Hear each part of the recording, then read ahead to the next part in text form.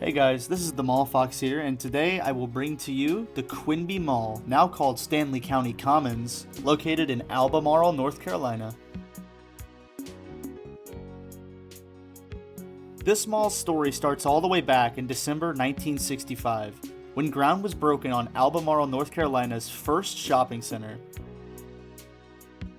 Developed by a group that would later be known as Faison Co., plans called for a 160,000 square foot mall with space for 3 anchors. The mall was designed after that of an English village with brick masonry, planters, and wooden beams across the ceiling.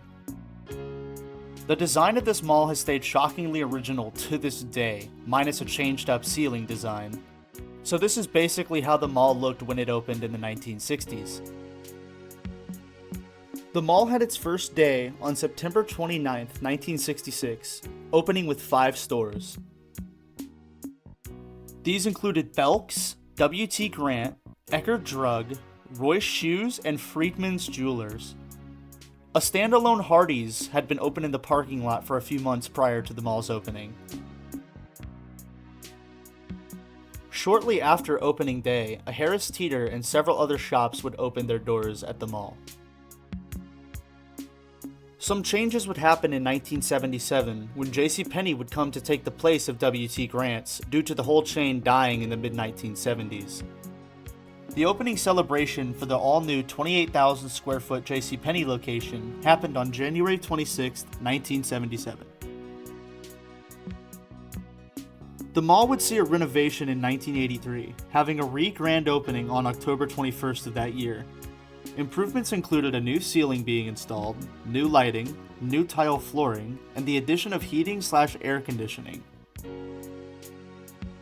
A new bronze facade and a new exterior mall sign were added during this time as well, and Hallmark Cards was scheduled to complete and open later in the year. However, by this time, there was competition in the city. A new ultra-modern Belk location was constructed and opened in 1980, for a new mall known as the Albemarle Mall. Really quick, I'm going to interject and show how original this mall is. This picture's from 1983. Over the next few years, construction on the larger, more modern mall would complete and drive business away from the aging Quenby Mall. The Belk location at Quenby Mall would shutter in 1980 for the new location at the new mall. And by 1987, JCPenney had closed and hosted a fixture sale in its former store. Stores in 1988 were down to Domino's Pizza, Eckerd Drug, First Union Bank, Harris Teeter, Office Deli, Heilig Myers Furniture, and Quenby Auto Center, among a few others. The mall would become anchorless shortly after, as Harris Teeter and Eckerd Drug would close for a new strip center in town in 1989.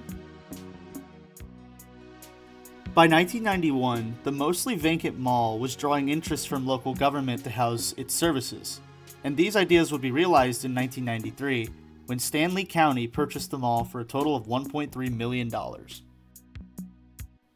Another $2 million would be used in renovating the property to fit the government's needs. Kind of a weird detail during this time is during 1992 and 1993, at the mostly vacant Quenby Mall, a new restaurant called Dinner Bell would open, and they were allowed to stay even after the government did their renovations on the former mall. As we're on the way out, I have some pictures I'd like to show you. The Belk location at Quenby Mall was one of the rare instances of the Belk's lettering being used. I kept saying Belk's during this video, and that wasn't a mistake. This is before the big B era of Belk, and also take a look at this picture. The exterior of the mall remains the same to this day. What's bittersweet is, due to the county taking over ownership of this mall, it stayed in a remarkably original form. Meanwhile, the Albemarle Mall is only a memory, as it's been gone and demolished for years. Really quick, I just want to say that this video footage wasn't my best, and I've definitely learned how to improve my camera work. There's going to be a couple more videos that come out soon where the camera work isn't the best, but if you stay tuned and watch my content, I hope that you'll see my camera work has improved.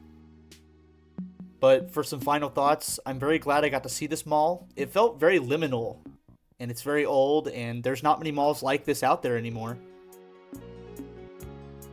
In the description, I'm going to post the Sky City article on this mall, another really great resource, and some history on this property. And also, if you guys have an interest in dead malls, consider joining the Dead Malls of Discord server.